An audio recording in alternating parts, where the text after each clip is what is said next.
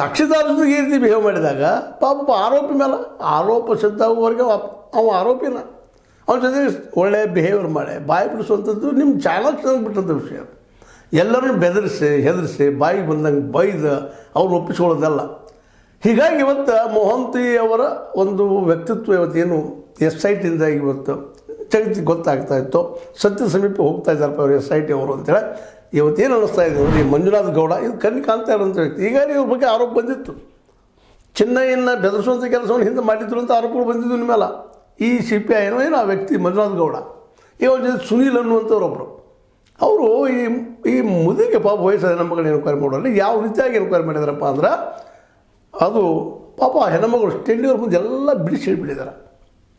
ನನಗೆ ಈ ರೀತಿ ಮಾಡಿದಾರಪ್ಪ, ಹೀಗೆ ಬಿಹೇವ್ ಮಾಡಿದರು, ನನಗೆ ಊಟ ಕೊಡಲಿಲ್ಲ, ಕೊಡಕ್ಕೆ ಬಂದ್ರೆ 3rd ಕ್ಲಾಸ್ ಅನ್ನ ಮೇಲೆ ಏನು ಸಾಂಬಾರು ಕೊಟ್ಟಂತ ತಿನ್ನಲಿಲ್ಲ, ನಾನು ಒಂದು ದಿನ ಪೂರ್ತಿ ಉಪವಾಸ ಇರುವಂಥ ಶಕ್ತಿ ನನಗದ, 7 ತಾಸು ನಿರಂತರ ತೆಗೆದುಕೊಂಡ್ರು. ಮತ್ತು ಅದನ್ನು ಏನು ಬರೆದಾರ ಅದು ನಮಗೆ ಓದಿ ತೋರಿಸಲಿಲ್ಲ. ನಾವು ಓದಿ ಟ್ರೈ ಮಾಡ್ತೀನಿ ಅಂದ್ರೆ ಸಿಟ್ಟಿಗೆ ಬಂದರು ನನ್ನ ಮೇಲೆ, ಬಾಯಿಗೆ ಬಂದಂಗೆ ಏನೋ ಮಾತಾಡಿದರು. ಏನ್ರಿ ಇವೆಲ್ಲ, ಇದು ಪೊಲೀಸ್ ಸ್ಟೇಷನ್ನು ಏನು ನರಕ ಯಾದ್ರು ಏನ್ರಿ ಇದನ್ನು ಇವತ್ತು ಎಂದು ತಿದ್ದುದಿದ್ರು. ಸಿದ್ದರಾಮಯ್ಯನವರು ಗೃಹ ಮಿನಿಸ್ಟರ್ ವಿಚಾರ ಮಾಡಬೇಕಾಗಿದೆ ಇದನ್ನು, ಪರಮೇಶ್ವರ್ ಅವರು. ಯಾಕೆಂದ್ರೆ ಒಂದು ಪೊಲೀಸ್ ಸ್ಟೇಷನಪ್ಪ ಅಂದರೆ ಗೌರವ ಇರಬೇಕು, ನಮಗೆ ಭಯ ಅಲ್ಲ, ಭಯದ ವಾತಾವರಣ ಅಲ್ಲ, ಆಗಬಾರ್ದಲ್ಲ. ಸತ್ತೂರು ಹೊರಗೆ ಹುಡುಕ್ಬೇಕಾಗಿದ್ದು ಒಂದು ಅಂತಲ್ಲ, ಎಲ್ಲ ಕೇಸುಗಳು ನೋಡ್ತಾ ಇದ್ರು.